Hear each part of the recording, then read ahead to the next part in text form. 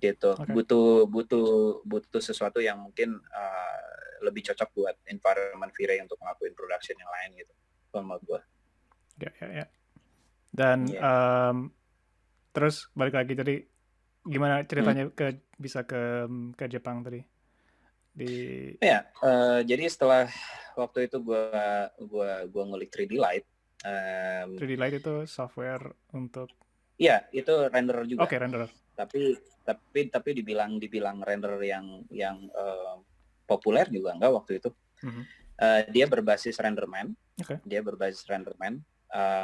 Dan waktu itu gue ulik, dan waktu itu gue sangat impress dengan kecepatannya, speednya gitu. Cuman memang dia lebih technical, lebih teknis. Cuman gue stay sama renderer itu untuk quite sometimes, dan untungnya gue itu bisa dapat kerjaan di Jepang itu karena gue pakai 3D Light, karena jarang orang pakai 3D Light, dan mereka dapat project yang mereka cari orang buat 3D Light juga yang bisa tahu 3D Light, dan gue di resume gue tahu 3D Light, dan mereka respon ke situ. Dan akhirnya gue dapatnya di situ. Dan lucunya waktu gue belajar 3D Light masih di Singapura, gue kontak ke salah satu orang yang emang banyak pakai dan emang ngerti banget soal rendering. Gue tanya, dia bikin tutorial, gue tanya, lu tahu tutorial lagi nggak yang lebih, lu punya tutorial lagi nggak yang lebih ini? Oh, nggak ada, cuman lu cek aja dokumentasinya, gue lagi sibuk gitu, ya kan. Lucunya pada saat gue keterima di company itu, orang yang gue tanya waktu email 2 tahun yang lalu itu juga keterima di situ. Oh wow. So it's a it's small not just world. It's a small world. It's just not happening between you and me in Singapore, but itu juga happen di manapun gue pindah. Pada saat gue pindah, iya gue kenal sama orang itu, gue pernah kirim. Wow. Oh ya, gue kenal. Sebenarnya apa ya? Aku juga kejadian baru kayak gitu baru ini.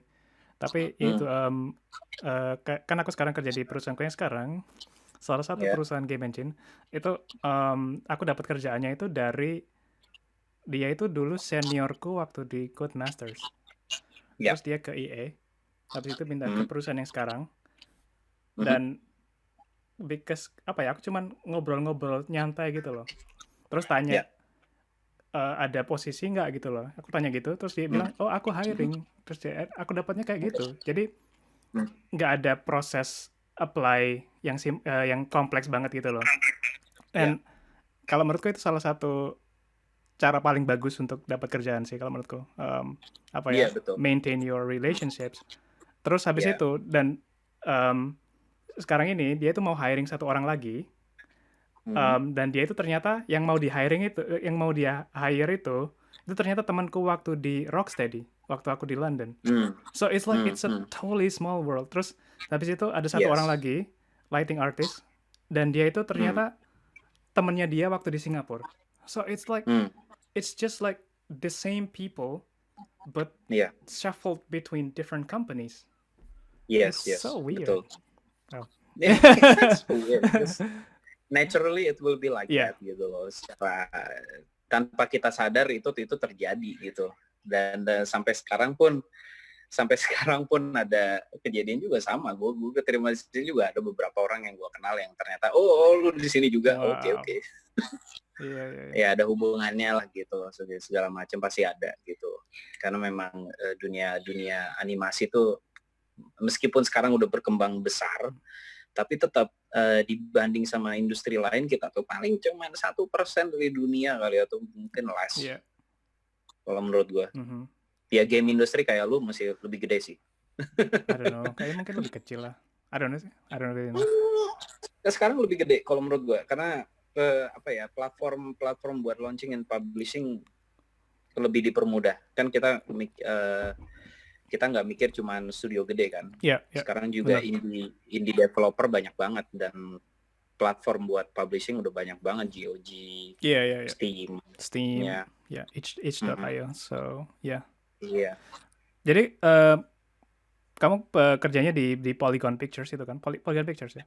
Yeah, Polygon Pictures. Dang, that's aku yang paling ingat itu mereka tuh bikin cinematics-nya Onimusha kalau nggak salah, yang ada Takeshi Kaneshiro, yang jadi kayak he's just like infiltrate a ships, but like ada banyak Mhm. demonnya gitu, and then like he fight Ya, ya. all of them, Mhm. and then like at the Mhm. end of the fight, at the end of the Iya. cinematics, like he fight like a really Mhm.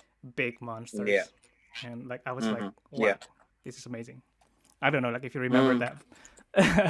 Iya, gue lupa banyak ya mungkin lu bisa ngeliatin, tapi waktu gue pindah ke sana, ya nantilah kita diskusi lagi soal Yeah, yeah, kalau kita udah masuk ke technical, yeah, portfolio apa segala yeah. macam. Nah, cuman waktu gue pindah ke sana memang Polygon itu adalah ya dibilang studio tertua di dunia. Oh, okay.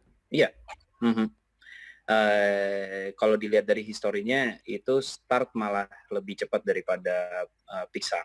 Oh, Cuman memang apa sih namanya, mereka nggak didengar terlalu worldwide itu karena memang apa sih namanya, banyak scope atau bisnis mereka itu lebih di pasaran Jepang yeah, yeah. gitu. Ya lu tahu sendiri kan kalau misalkan pasaran Jepang kan biasanya konsumsinya banyaknya emang taste Jepang, bukan common sense yang lu bisa kasih secara general ke publik dunia gitu, secara umumnya. Yeah, Gitu. gotcha. Oke, banyak orang Indonesia nggak sih di Polygon? Oh beberapa ya. Lu masih ingat Leo kan? Yes, definitely. Ya Leo bareng sama gue waktu itu. Okay. Cuman sekarang dia ada di Toei. Dia udah pindah ke Toei. Kita sempat kerja bareng di Polygon sekitar 3 tahun. Okay. Terus habis itu dia pindah ke Toei, gue masih di Polygon. Terus juga ada animator, gue masih ingat animator junior waktu itu namanya Harry. Nah, sekarang udah nggak junior lagi, dia udah di gue lupa apa di Sony Pictures atau di mana gue lupa. Di Jepang. Dia sekarang udah enggak dia udah di UK apa? Oh. No idea. Nah, itu juga kalau menurut gue juga salah satu aspiring animator yang menurut gue punya passion yang membuat dia juga akhirnya bisa land a really good job gitu loh, sebagai animator. Dan dia punya menurut gue juga animator muda yang sangat kreatif dan emang punya drive. Okay. Nggak cuman mikir buat gue pengen kerja di ngasilin sesuatu, kerja di company yang bikin film gede. Enggak. Cuman dia emang punya passion di dunia animasi dan itu yang membuat dia bisa ngasilin kerja di film layar lebar, feature film gede gitu. Gotcha. Kalau nggak salah dia ngerjain terakhir ada Peter Rabbit, lupa gue. Peter Rabbit tuh. Gue lupa deh. Pokoknya ya, atau apa dia kerja di Avenger juga, lupa gue. Aku nggak terlalu tahu kalau oh wow, why suddenly like sounds so loud. Aku nggak terlalu paham kalau yang animasi, but yeah, that's awesome. Yeah. Terus waktu gue cabut dari Polygon juga ada orang Indonesia yang kontak gue kalau misalkan dia keterima di Polygon juga ada, dan menurut gue juga namanya Aldo kalau nggak salah. Oh. Ya dia juga ya. Kayaknya aku pernah Aldo siapa gitu, gue lupa yang namanya. Iya. Aku ya dia nanya tips and tricksnya lah ya. Nice. Terus gue sharing sedikit. Setahu gue dia oke. Do you enjoy like living in Japan? Like how do you like it? Jepang secara keseluruhan enak. Bisa dibilang negara yang super aman. Jadi 99% aman, dan emang bagus buat hidup di sana. Cuman memang pada saat, jadi lucunya waktu itu gue travel, dan pada saat travel gue sama istri gue sangat terpukau dengan Jepang. Wow, keren banget orangnya. Sebelum kerja di situ. Iya. Okay. Dan tapi lucunya waktu itu gue emang udah apply ke Polygon sebelum gue travel. Dan lucunya pada saat gue travel, mereka ngehubungin gue buat interview. Wow. Jadi lucunya pada saat gue lagi holiday di sana, gue bilang, oh gue lagi di Osaka nih. Lu mau interview gue, tapi gue nggak bisa balik lagi ke Tokyo. Karena kalau gue balik lagi ke Tokyo kan, ibaratnya gue mesti bayar Shinkansen lagi dan emang train ride-nya jauh kan. Dan waktu itu juga Japan Rail Pass gue udah habis. Gimana kalau kita Skype interview aja? Ya udah, waktu itu gue dari Osaka, gue Skype interview dari saudara ipar gue, rumah saudara ipar gue di situ. Nice. Iya, jadi gue interview terus mereka tanya, oh lu datang ke Jepang mau cari kerja? Enggak, kebetulan lagi travel. Tapi emang orang Indonesia boleh kayak gitu apa datang ke Jepang terus cari kerja? Kayaknya nggak boleh deh. I don't know, like kalau boleh kan ada kayak working holiday segala macam gitu. Kalau orang tergantung dari kesepakatan negara itu. Tapi setahu gue kalau Indonesia tuh cuman up to the level of traveling. Paling banter itu ya pakai e-passport. Jadi lu datang cuman nge-tap doang 2 minggu langsung otomatis kan. Itu loh. Aku nggak tahu gimana ya caranya dapet itu. Soalnya pasporku yang sekarang itu nggak ada kayak gitu. Jadi aku kemarin itu kan apply visa gitu. Aku baca-baca itu ternyata ada. Ke Jepang tuh bisa nggak perlu pakai visa gitu loh. But I don't even know like how to do that. And like, dan mereka ngomongnya harus ada e-passport itu. Terus tak lihat nggak bisa ternyata apply e-passport itu selain di Indonesia. So I can't really do that, unfortunately. Ya paling kalau nggak salah sih tinggal ke mana? Tinggal ke KBRI. I don't know. Terus KBRI ya coba apply e-passport. Dari situ ya kalau e-passport ya kalau kebetulan kerjasama dengan negara yang bersangkutan, ya lu nggak butuh visa. Tapi biasanya tergantung lu maksimum berapa. Kalau Indonesia sama Jepang sih setahu gue 2 minggu. Oke. Gitu tanpa visa. That's good. Soalnya I don't know, like I hate like making visas, dan itu salah satu salah satu kerugiannya jadi orang Indonesia, unfortunately, because like you need visa everywhere. Sebenarnya yang paling berat kalau buat kita sebagai orang Indonesia itu adalah negara kita tuh masih belum punya reputasi yang memungkinkan kita untuk traveling dengan gampang atau dapat kerja di luar dengan gampang. Prosesnya tuh memang berat banget gitu loh. Mau ke Eropa, mau ke Amerika, apalagi ke benua Amerika. Tergantung, kalau Amerika Selatan mungkin lebih gampang kali. Kalau North America dan Kanada itu itu super berat. Dan kalau orang Jepang itu udah paling gampang deh orang Jepang. Kayak misalkan orang Jepang itu udah kerjasama sama Kanada, ada namanya working holiday. So mereka bisa holiday ke sini, ke Kanada. Dan kalau misalnya dapat kerja, oke, langsung aja. Namanya working holiday visa. Sayangnya Indonesia nggak ada kayak gitu. Dan apa ya itu di kantor istriku sekarang tuh ada juga orang yang kayak gitu. Jadi dia tuh orang Korea, dan Korea itu I just find out that paspor Korea itu kalau nggak salah nomor 2 paling kuat di dunia. So jadi mereka tuh bisa kemana aja, dan mereka ada agreement yang working holiday itu. Jadi dia itu datang ke UK cuman holiday, tapi bisa sambil apply gitu, dan akhirnya dia dapat kerjaan. That's amazing. So ada juga faktor seperti itulah. Unfortunately. But aku soalnya aku sebelumnya kan kerja di Jepang, di Korea. Dan to be honest, like aku nggak terlalu, I don't know, like hopefully nggak ada orang Korea yang denger ini. So aku nggak terlalu suka. Gak apa-apa kalau fakta mah nggak apa-apa. This is my personal view. Aku nggak terlalu suka Korea. For several reasons. It's just like I just don't. Aku nggak terlalu suka gitu. Terus at some points like aku pengen, cause like aku salah satu negara yang paling pengen aku tak kunjungi itu Jepang gitu loh. Dan karena waktu itu aku kerja di Korea, well I still work in Korea technically. Jadi aku pengen ke Jepang gitu loh. So I just want to see like what Japan looks like. Is it like what I imagine? And it is like what I imagine and more. I really like Japan. Like apa ya? Hmm. I can't really say the same with Korea unfortunately. Tapi kalau Yeah. Tokyo itu like I really love Tokyo. Like it's Yeah. amazing. Tokyo is Yes. amazing. Like apa ya? Yeah. People are really nice and kalau menurutku lebih culture-nya tuh lebih bervariasi gitu loh. Banyak Mhm, banyak mhm, mhm, different subculture gitu. Ada yang mhm, very punk and then like very mhm, like formal. Like there's like lots mhm, of different mhm, mhm. subculture and Yeah. dan apa ya? Ada kabukicho, habis itu ada Mhm, this place, mhm, that place. I mhm, just love mhm. Tokyo. Um, Yeah, yeah.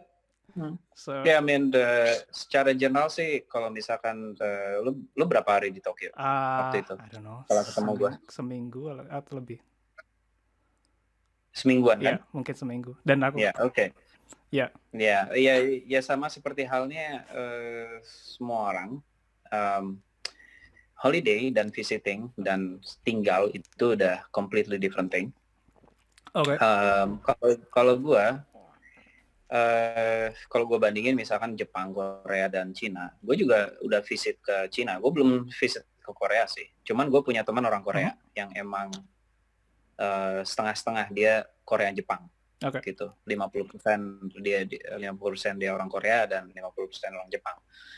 Dan gue banyak dengar juga cerita dia karena kita sering lunch bareng waktu gue di Polygon sama dia. Dari semua tiga ekonomi besar ini, Korea, Jepang, dan Cina,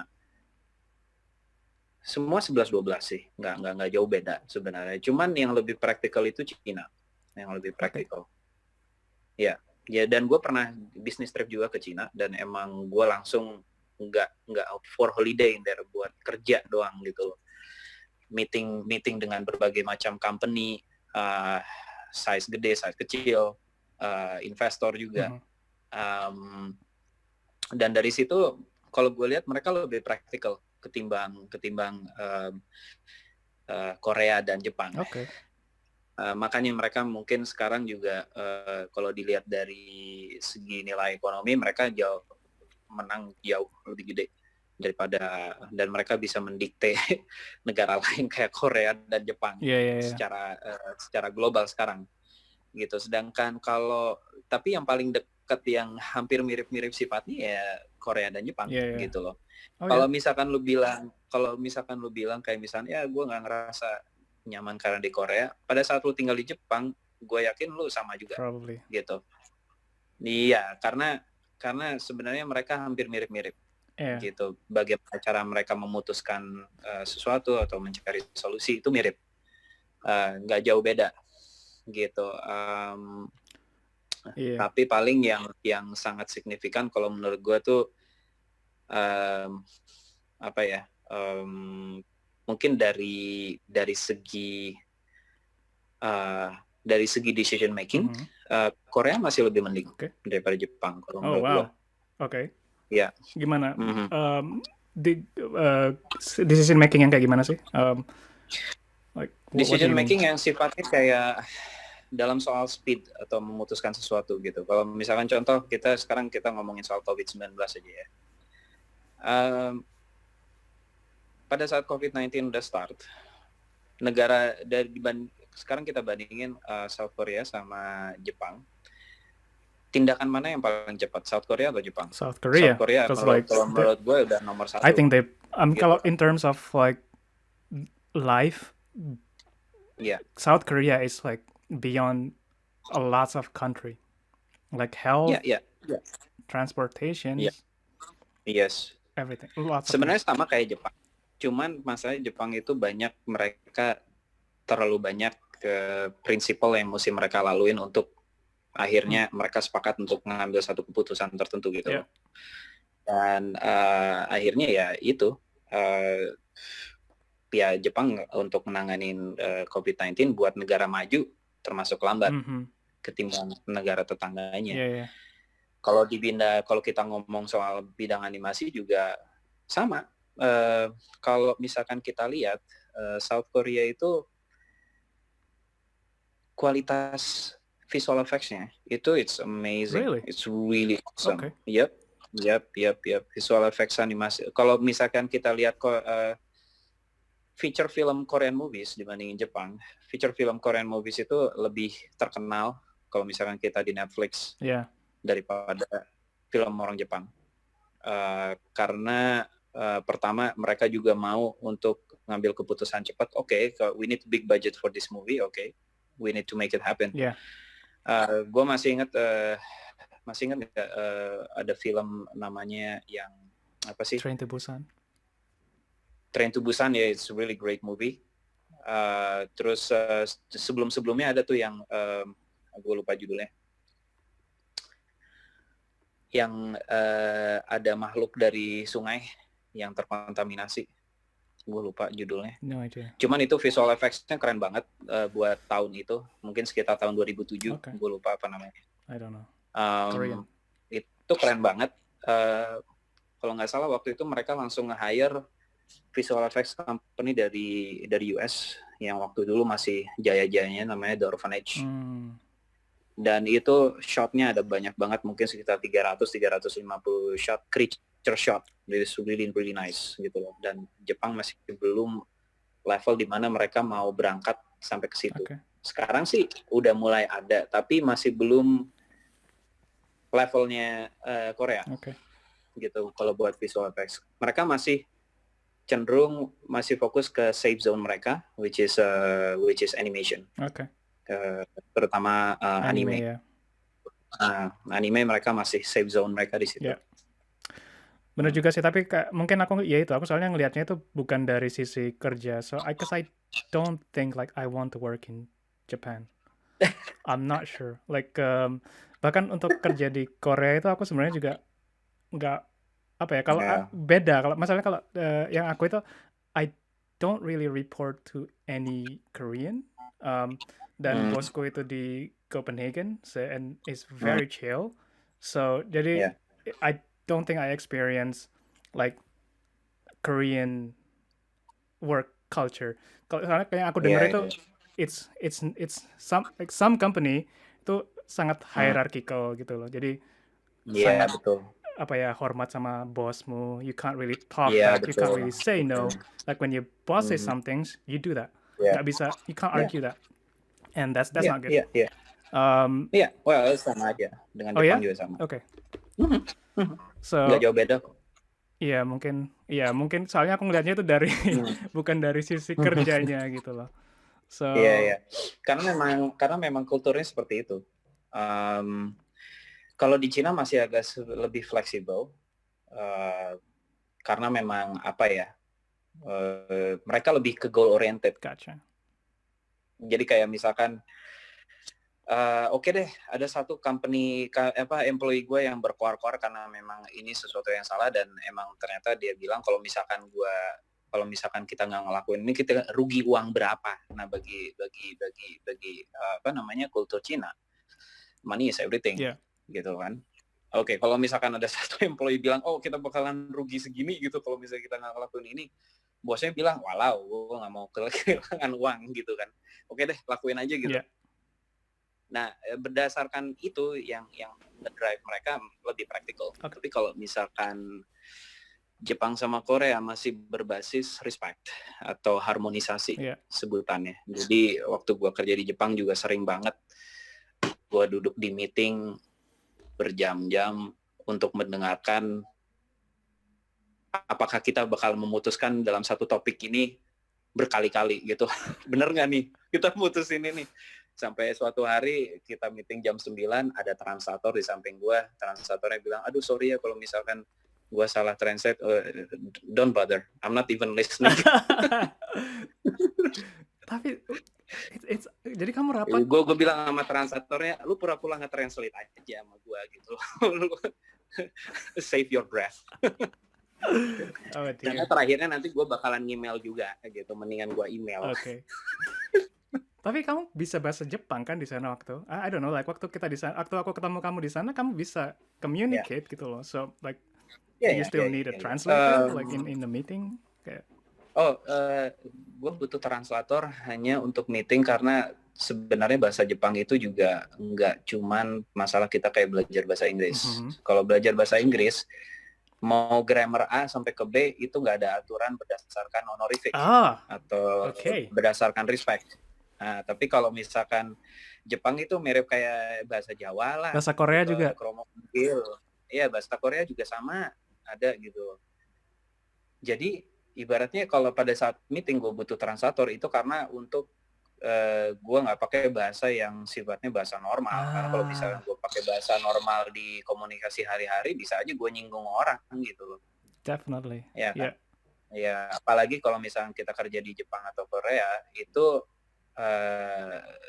mereka tuh ngasih batasan yang sangat-sangat tebal gitu loh antara satu orang dan yang lain. Kita nggak usah ngomongin foreigner atau pendatang sama orang Koreanya atau Jepangnya sendiri, tapi sesama orang Jepang atau Korea sendiri mereka ngebangun wall atau tembok untuk tiap hari mereka kerja.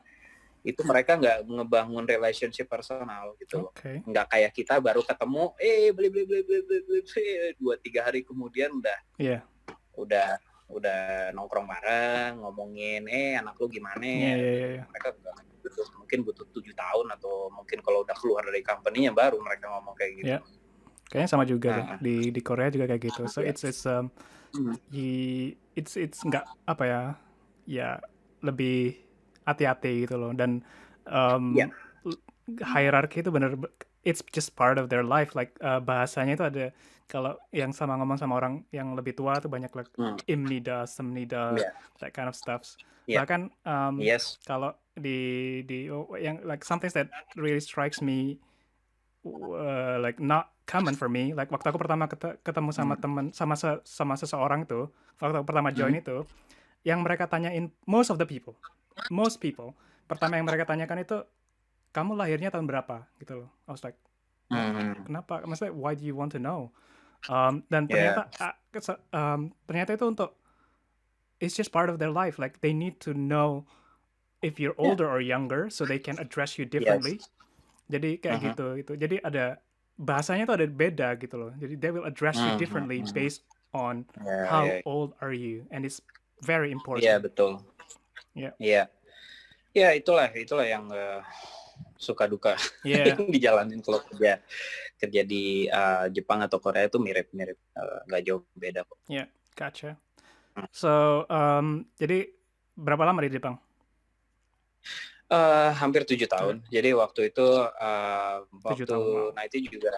Nah, tapi ini lucunya juga waktu gue keterima di Polygon, gue bukan lighting artist lagi, gue bukan kerjain lighting. Itu gue masuk ke departemen namanya look development. Nah, itu look development itu merupakan salah satu departemen yang baru justru baru diterapkan mungkin kurun waktu 10 tahun ini. Sebelumnya nggak ada itu yang namanya look development. Dan di situ terus terang dari lighting ke look development, gue ngerasa bahwa wow, look development is more amazing sih, bahkan lebih mengasihkan lagi daripada lighting kalau menurut gue. Apa sih look gitu. development? Jadi look development itu ibaratnya kalau misalkan di dunia production animation, itu adalah perantara antara bagian aset dan lighting dan rendering. Ya, jadi ibaratnya kayak kita kayak bridging, jadi kayak jembatannya gitu loh. Jadi maksudnya gini, kalau misalkan di dunia animasi kan ada asetnya tuh ada modeling, ada rigging, ada texturing dan segala macam. Jadi look development itu tugasnya adalah memfilter aset itu untuk ngebikin looks-nya.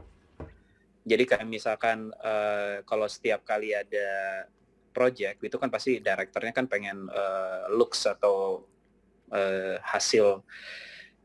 hasilnya kayak gimana gitu, more or less gambarannya. Dan disitulah kita memang mengambil aset di situ, kita bikin looks-nya dari situ. Gitu. Ibaratnya kayak pre-lighting atau kayak di games itu kayak kita bikin pre-lighting. Shader gitu bukan sih? Iya, kita juga setup shader dan segala macam di situ. Gotcha. Dan kita juga nggak setup shader, tapi kita juga bahkan kita ngelakuin texturing juga, Dan kita juga nggak cuman kita ngelakuin shader, tapi kita mengoptimize asetnya, jadi itu lebih lebih efektif pada saat kita kasih asetnya ke lighting and rendering. Oke. Karena sekarang kalau untuk kita balik lagi 10 tahun yang lalu, biasanya tuh orang lighting sama render itu yang ngeperbaikin problem yang terjadi sebelum-sebelumnya. Jadi akhirnya pada saat udah mau deadline, itu lighting and rendering bisa kerja overtime sampai nggak tahu berapa lama, karena bukan misalkan gue dapat shot, itu biasanya malah 50 atau 60% waktu gue itu buat nge-troubleshoot scene-nya. Okay. Atau ngeperbaikin problem yang terjadi karena ini departemen lain nggak benar nih.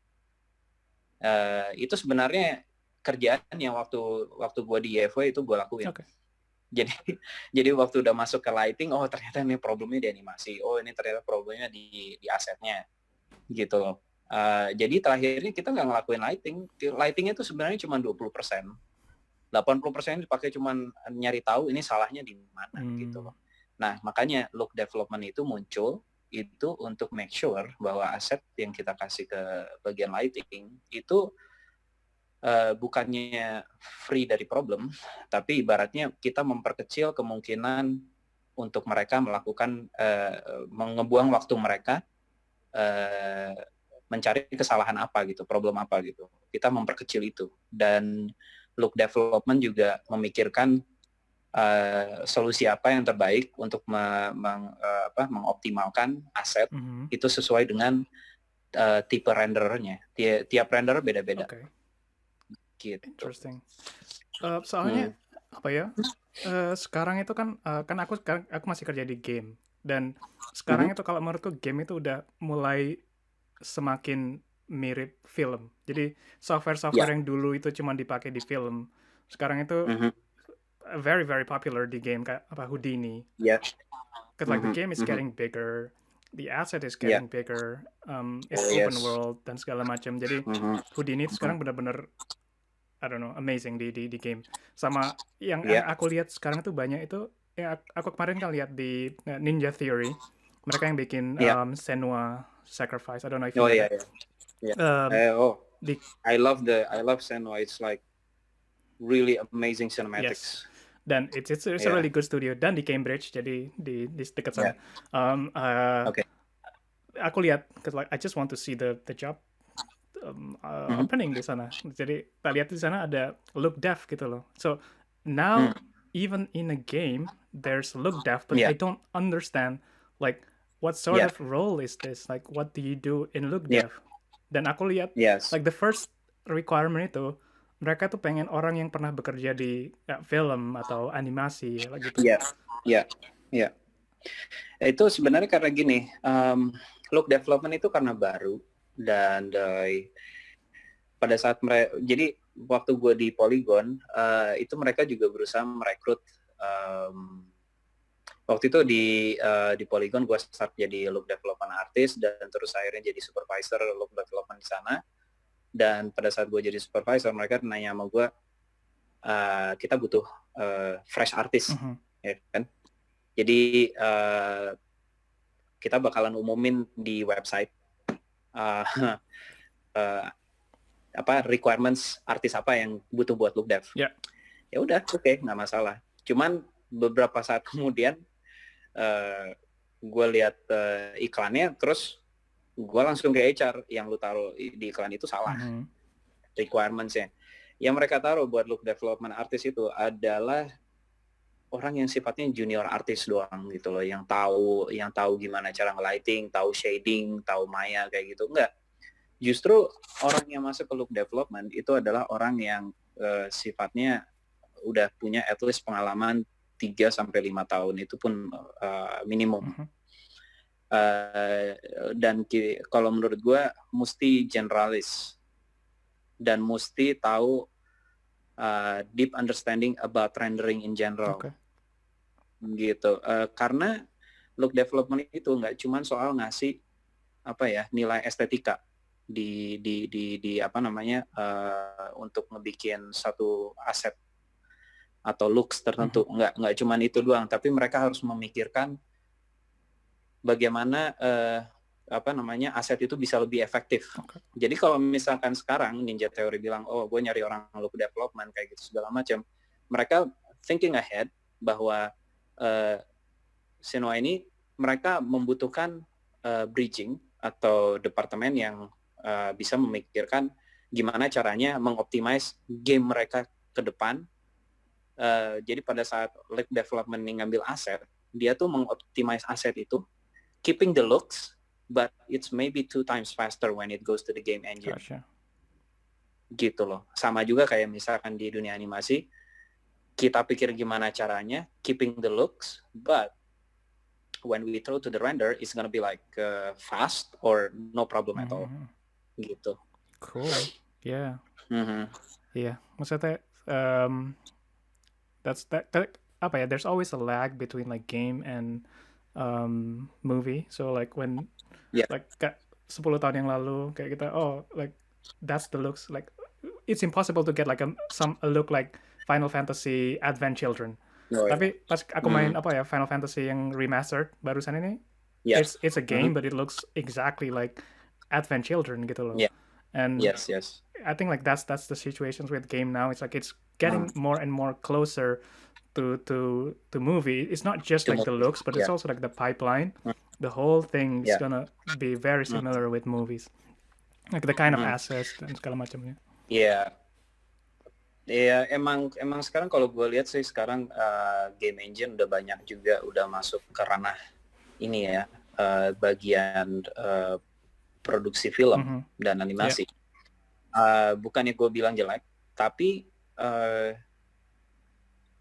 kadang yang gue selama ini berhubungan misalkan sama orang Indonesia sendiri atau teman-teman atau gimana, atau emang banyak orang bilang, oh kita bikin film animasi pakai Unreal atau pakai Unity karena mereka bisa ngerender super cepat. Wrong.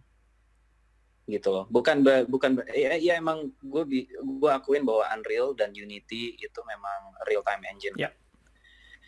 Tapi kalau misalkan lu lihat lagi dari prosesnya untuk mendapatkan sesuatu yang real time, itu proses yang lu jalanin, lu tahu sendiri, lu kerja di game. Untuk ngedapetin mobil yang emang super fast FPS in real time, you have to do a lot of things, Definitely. Right?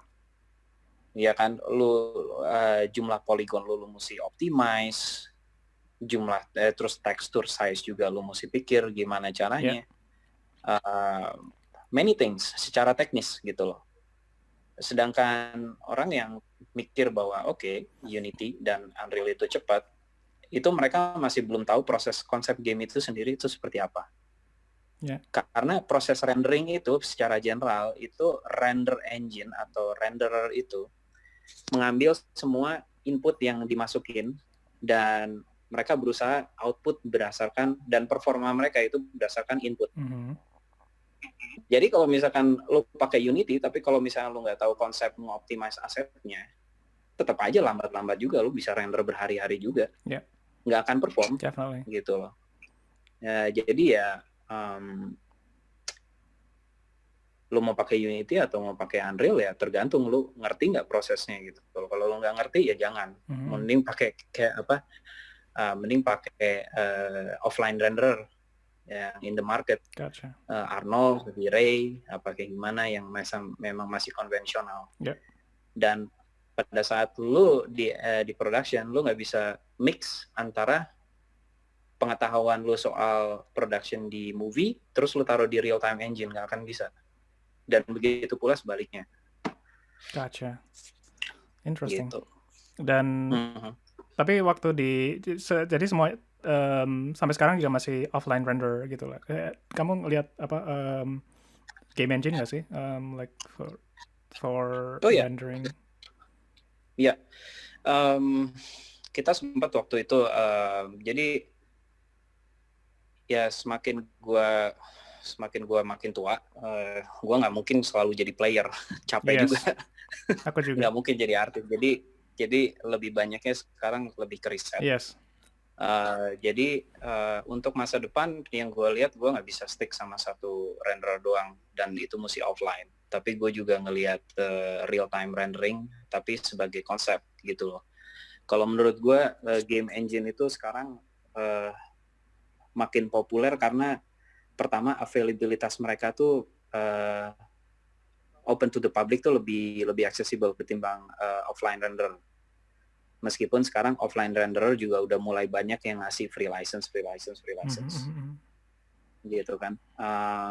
Tapi dan itu tuh menurut gue kayak misalkan gue sekarang lagi belajar juga, gue sekarang lagi belajar game development. Iya ya. Reinventing. Karena memang karena gue juga mesti evolve. Kenapa gue balik lagi bukan balik lagi, gue mau merubah karir gue, enggak. Tapi di suatu saat kita juga mesti bisa ngelihat tren bisnis. Apakah animation bakalan terus ada atau enggak gitu loh. Sedangkan kalau gue lihat yang namanya game development tuh makin berkembang. Definitely. Dan dan ini justru pada saat tahun ini gue merasa mau balik lagi ke game development karena game engine itu udah available gitu, udah available for public. I can use Unity, I can use Unreal, I can use even open source like Godot. Dan kenapa gue balik lagi kayak gitu, karena game engine itu tuh udah di-wrap bagian yang kecil-kecil yang emang dulu gue lemah kayak matematiknya itu udah di-wrap sama mereka jadi satu fungsi yang gampang artis pakai gitu. Gue pakai ya, jadi kita cuman fokus buat bikin logis di gamenya gitu. Dan tentunya juga proses rendering juga lebih gampang kan sekarang gitu. Cuman gimana cara kita mengoptimize bagian renderingnya. Lebih iya sih, maksudnya tapi sekarang karena aku I don't know, like some people probably don't know, but I work at Unity, but I use like other game engine as well. Unity itu this is my personal opinion. Kalau menurutku it's probably not just Unity, tapi in like game engine in general, they try to be more complex. Like the way we handle lights now is, I think, like we complicate things. But I'm not a lighter, so I don't really know. Kayak sebelumnya itu, like it's kayak untuk menentukan intensitas lampu gitu lah. You just like use some arbitrary number, 2, 3, 4. It's arbitrary. Like you don't know like what unit are you using, but it works. Like, and I think like that's, for me, that's great. Like that's, you don't really have to think. But lots of people, like lots of lighting people want to change that. Sekarang itu lebih kayak physically based. So like instead of like using some arbitrary units, it's gonna be like lux, nits, whatever units that I don't even understand. And like to do lighting, like you need to open a Wikipedia. Okay, what's the intensity of a sun? Okay, 100,000 lux. Put it there. Dan ternyata if you put like 100,000 lux, it's not gonna work. Why? Because like our eyes do compensations. You need to add like compensation volume to accommodate, to simulate what your eyes see. Like, oh my god, like how? Why is it so difficult? That's what I don't really like. I think like we should keep it simple. That's my opinion though. Ya, emang benar. Bahkan sampai sekarang pun nggak terjadi di bagian game, tapi itu terjadi juga di software development render di dunia animasi dan visual effects atau offline render gitu. Jadi waktu gue keterima di Polygon kan gue jelasin sama lu, gue ketemu lagi sama orang yang waktu itu gue pernah kirim tutorial dan itu sampai sekarang gue itu kenal baik sama dia, dan waktu gue keluar Polygon pun gue join company-nya dia. Cool.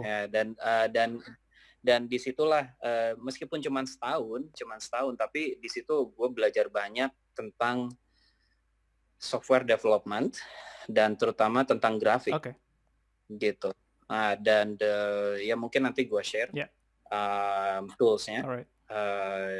Dan itu juga toolsnya juga lu bisa download publicly, it's free. There's a free version, there's a pro version. Gotcha. Okay, lu bisa download for free dan lu bisa play around with it.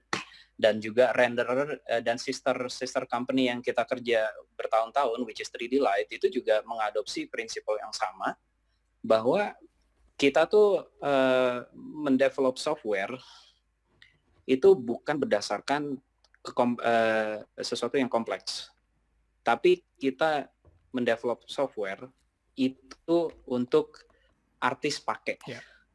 Jadi simple is better gitu. Tapi under the hood, maksudnya di belakang sistemnya itu, untuk mendevelop sesuatu yang emang simple dan orang lain bisa pakai itu susah banget gitu loh. Jadinya kalau misalkan lo ketemu sama renderer atau offline renderer yang emang ibaratnya banyak parameter dan lebih kompleks, itu menurut gue mereka masih belum menemukan solusi yang membuat software mereka jauh lebih baik. Ibaratnya kalau misalkan lu ngelihat software yang banyak parameter, itu terakhirnya user sendiri yang nyari solusinya. Itu bukan fitur. Itu cuman kayak daripada gue pusing-pusing software ini ngelakuin sesuatu otomatis buat user friendly, gue kasih parameternya aja, ntar usernya sendiri yang figure it out. Yeah, that's not a good solution in my opinion. Ya, sama kayak BlackBerry dan iPhone gitu loh. BlackBerry bisa ngeluarin 5 versi phone waktu itu, sedangkan Apple butuh nggak tahu 5-7 tahun riset untuk akhirnya ngeluarin satu produk cuman sekali doang, tapi sampai sekarang legendaris. Semua handphone ngikutin pola Apple yang iPhone-nya tuh cuman satu button, terus lu kirim ke end user atau lu kirim orang yang beli, itu nggak ada manual. Everything is self-explained. It's very human oriented, dan begitu pula juga dengan software engineering, baik di game atau di animasi, itu juga penekanannya juga mesti lebih ke human oriented or user oriented, artist oriented. Gitu. Itu yang kita dukung. Setuju. Aku lebih aku prefernya tuh kayak yang lebih ke artist oriented gitu. Jadi like kayak yang menurutmu, yang katamu sebelumnya itu tadi apa, yang kalau like if you do like lots of the complex math itu sudah di wrap gitu loh. Jadi you don't really like, you don't really have to see this complex things, but like you see the high level things that's wrap this thing. So and that's I think like that's the better solutions. Okay. Iya, betul. Jadi do you wanna, so like, jadi setelah di Jepang, sekarang kamu kan sekarang di Canada, it's di nama studionya Tangent Animation. Ya, itu termasuk studio ini termasuk studio muda, baru buka mungkin sekitar tahun 2014, dan mereka growing sekarang. Ya nanti gue share juga websitenya, paling kalau misalnya kita screen share. Dan sekarang gue kalau di company ini gue balik lagi kerja sebagai senior lighting artist. Jadi gitu, balik lagi gue kerja di production.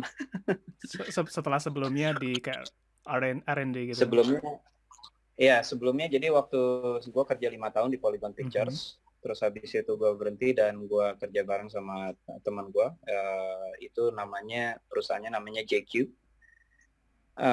Perusahaannya fokus kita di situ, fokus gue di sana mirip kayak lu sekarang kerja di Unity, yang which is lu bikin konten dan lu juga ngetes gitu loh. Tapi juga di sana gue selain dua hal tersebut, gue juga customer support.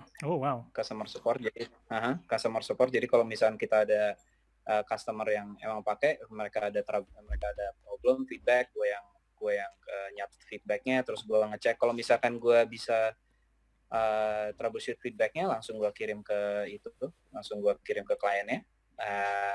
Selain itu juga gue software development juga, tapi gue fokusnya ke programming yang emang gue paling tahu. Gue pakai Python, so Nice.